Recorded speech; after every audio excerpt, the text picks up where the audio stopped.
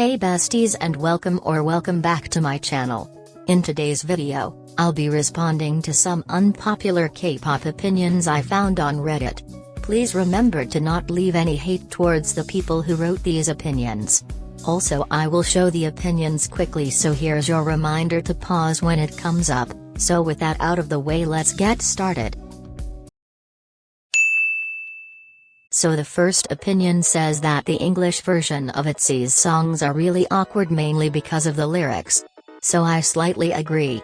I think a good example of some awkward lyrics are the Mafia in the Morning lyrics, because it just seemed so forced and a bit cringe to me. However, their lyrics for Wannabe and Loco I actually liked. Especially Yeji's SOS for this kitty part in Loco LOL. I know some people hate that line, but it's so addicting to me for some reason. I don't think their English versions are awful, but they could be better. Yeah, no, just no. I'm sorry, but have you seen Yuta's hair and some of the outfits that era? It was a mess. Some outfits in the concept photos were actually really cool, but styling-wise it's a no for me. Now when it comes to the mini-album, it's not their best, but I still like some of the B-sides on there. But I think one of NCT 127's best eras belongs to either Cherry Bomb, Regular or Superhuman. This one doesn't really make sense to me, because how can a group peak when they haven't even officially debuted yet? Even though I absolutely love how Luna was introduced, I don't think they've even peaked yet. We should give them some more time before concluding when they reach their peak, because they're still rookies. I fully agree with this one. With criticism, there's a fine line between just giving honest criticism and just being rude, and although I have seen many stans who don't know how to give criticism without being mean, it's also really annoying to see other stans who want to come to an idol's defense anytime someone talks about their stage presence or vocal skills, when criticism actually can really help an idol to improve. I think saying negative opinions such as SZA's recent title track was disappointing, or I don't like this idol's rapping is perfectly fine, because even though we're K-pop fans, that doesn't mean we only have optimistic opinions about everything within the community. However, saying things like this idol is ugly or this group should disband because you don't like their music is crossing the line, in my opinion. But yet I think the main problem is that idols don't know when to find a good balance of when to calm down.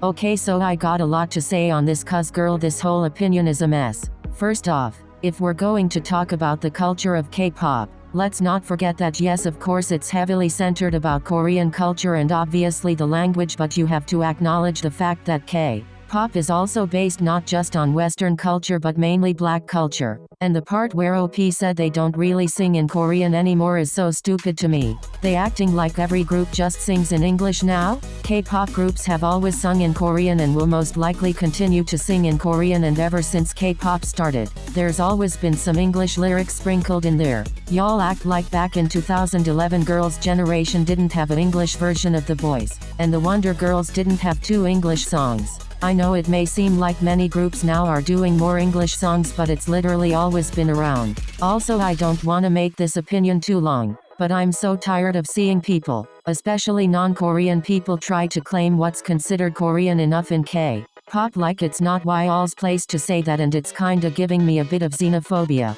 But anyways, I heavily disagree with this opinion. On to the next one.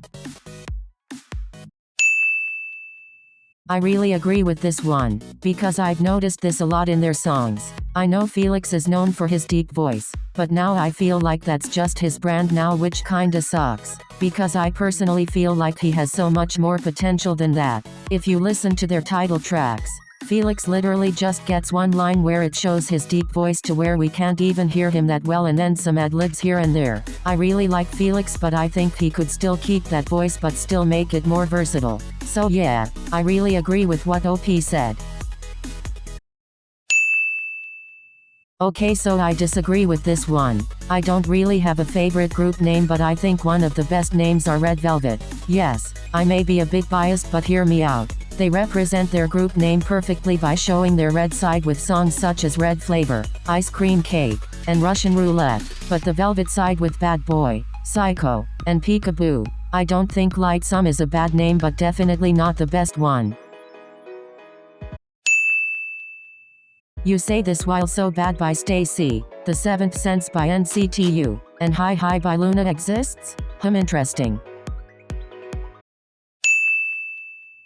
100% agreed. I don't understand why y'all were hating on the Halloween K-pop anthem. The screaming used to get on my nerves, but I think it's just because I always had the song on full volume and it shocked me lol, but I'm fine with it now. But yeah, RBB supremacy.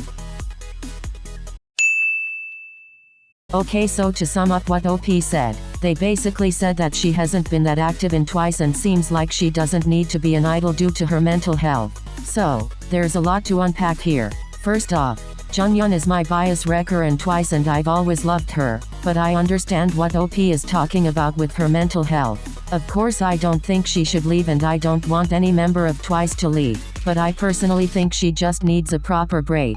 I noticed that JYP doesn't even know how to give her time to rest because once her hiatus was announced she only came back a month or so later, then participated in Alcohol Free, then when the other hiatus was announced she still somewhat participated in the Feels music video. You see the problem here? Just because she's not as busy as the other members she's still working and that's very concerning. I think if she just gets like a 3-month break or even longer, then I think she'd probably be better. Even though I understand what OP is trying to say, I disagree. I mostly agree for this one. I love Kai and I listened to his album and let me just say for that to be his debut solo, it was amazing. 0 skips. The only reason why I don't fully agree is because Kai's album City Lights and Delight exist but Kai's album is still so good.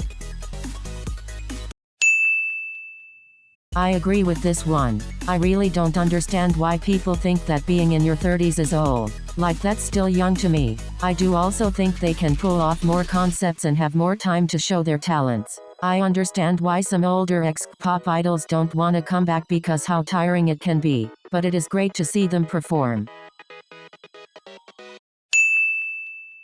No offense, but this opinion is so dumb. As someone who is an introvert myself, I'm so tired of the stereotype that all introverts hate everyone and don't know how to handle conversations. Not every introvert is the same, and I think especially when it comes to being an idol they could learn to adapt to it. For example, Suga, Irene, and Jimin are introverts and I think they are still very good at what they do. And not all introverts are always anxious and stressed. Extroverts can be like that too. It just simply depends on the person.